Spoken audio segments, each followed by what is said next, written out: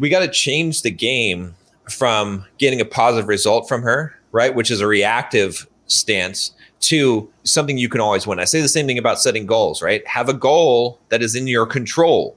That rhymes. No, that's good. So my question was how to get over, just for dating, I guess it's called cold approach or whatever. Like how do you get over the anxiety to that, or you don't know what to say when doing that kind of cold approach? Yeah. Again, there's a lot of ways to look at answering this. So think of it this way. You cannot control fear. Fear is biological. There's nothing you can ever do. No way you can ever tell yourself, I'm not afraid, when you're afraid. You can try and ignore it. You can try and suppress it. You can try and hide it. It will exist. It will persist. There's no way to get rid of fear. But you can always choose to have courage. In any moment, any person at any time can choose to have courage. And that's the thing. You see, most guys are trying to get over the approach anxiety. They're focusing on getting rid of the fear. They're like, if I have 6-pack abs, then I won't be afraid to talk to the girls. Or maybe the girls will just come to me. Not true. And it doesn't solve the problem because you can't ever get over the fear. You're still going to have that fear. So instead of trying to get around the fear, let's go through it by having courage. Now, one thing that you can do that helps is to change the rules of the game. 90% of guys on this planet have never, ever gone up to a girl they didn't know and talked to her. Like a lot of guys think that they're alone. No, trust me, this is the default. If you have even cold approached one girl, you're in the top 10% of guys. So instead of her liking you or getting your phone number, which you have no control over, your goal needs to be put yourself in an uncomfortable situation and endure it. Why? Because you will grow from that. It might be a little grow, that's fine. But every single time, if you put yourself in an uncomfortable situation and you endure it, that you will not grow. You will grow. And so what your focus needs to be now is not the fear, not any of those things. It's just the fear is good.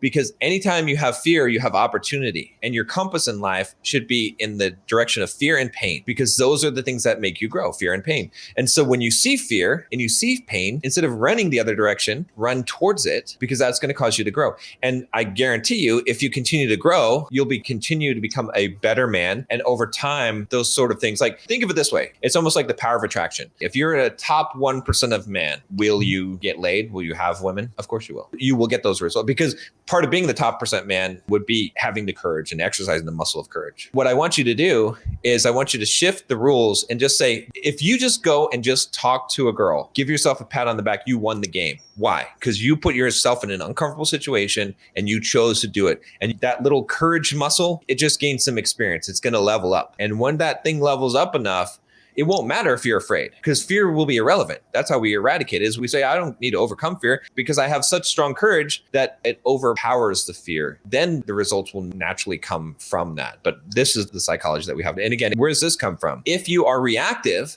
if you're validation seeking, if you're going out and cold approaching girls and you want a positive reaction from them, you want these things from them, you're coming across as needy, like you're trying to fill your hole with their validation. But if you come from a place of esteem, what does someone who's seeking esteem do? They go and talk to the girl, not because they want a reaction from her, not because they want to get laid, because they want to grow as a human being. And they know that doing something that scares them makes them grow. If you come from that perspective, then you will experience that growth and you will get the results as a byproduct of doing those actions. Make sense? Yeah, that makes sense. Only thing I was going to say, because I don't think it matters. I think that's just overthinking. If you need some sort of conversational skills, or like, for example, like I have approached a couple of girls, like I think 2. So you could say that's something good that at least I've tried. But it's hard for me to see that as a win if it didn't end up well. Yeah, don't even worry about the conversational skills for now. I mean, obviously there's stuff in the membership. We could talk about those things. You can learn some of those specific skills. But one thing to focus on, like the kind of the bigger principle here, is the difference between self-consciousness and self-awareness.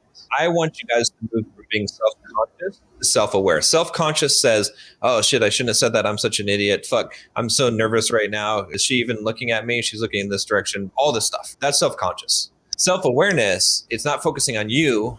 It's focusing on the other person. It's, oh, this is how I'm coming across. Oh, I just said something that was dumb. Who cares? I say dumb things sometimes. That's interesting. Why did I say that? That's interesting. I'm feeling kind of nervous right now. That's cool. It's not judgmental. It's just observing the things. It's like this acknowledging the things. When we're self-conscious, we're like trying to preserve. We're like, shut up. Stop making us look bad. When you're self-aware, you're like, oh yeah, this is cool. And I like it. And I do stupid stuff sometimes. It's not judgmental. So then you're able to just be yourself. And self-conscious says, oh shit, I don't know what to say. She's looking away. What kind of topic should I talk about? Maybe I should ask her about where do you work? That's self-conscious. Self-aware is like, there's nothing, I'm not saying anything. It's an awkward silence. This is weird. It's like, this is what happened. We're having an awkward silence now. It's okay because you're not judging yourself. You're just aware. You're aware there's an awkward silence. It doesn't matter. It's just what it is. This is like, I'm watching a movie. This part of the movie. It's okay. I don't need to do anything here. It just is what it is. And then you're letting yourself be natural and flow. So it takes some practice, but that's the higher principle behind this. And once you get that principle, then the other stuff will flow from that. Then you can work on learning how to tell stories and game and stuff like that. But you have to have these fundamentals down first because these are the higher level principles. In fact, if you could exercise courage and change the game so that you're trying to put yourself in uncomfortable situations and that's your plan, and you could shift from self-conscious to self-aware, there's only one other thing you need to know. Don't allow someone to treat you in a way that you don't want to be treated. If you have all three of those, you don't need to learn game from me. You don't need to learn game from anyone else. You just have it. Then you have it. You have natural game. That's it. Every tactic that someone tells you derives from those three things. Awesome. Hey guys, I hope you enjoyed that video on how to become fearless when talking to hot girls.